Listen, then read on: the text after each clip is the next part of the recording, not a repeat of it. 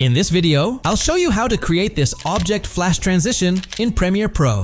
So here I'm in Premiere Pro. First, duplicate your clip by holding Alt on Windows or Option on Mac and then drag it up one track. Now make sure the top clip is selected and from the toolbar, select the Object Mask tool. Now go to your preview window and draw a box around your subject to select the object you want to transition on. Then go to Effect Controls and click on the Track Forward and Back button to track the object. Once it's done, right-click on the object mask and select Change to Opacity Mask. Now head over to Effects and search for Dip to White. Apply the transition to the start of both clips. To make the object flash in before the background, simply trim the bottom layer by as much as you want.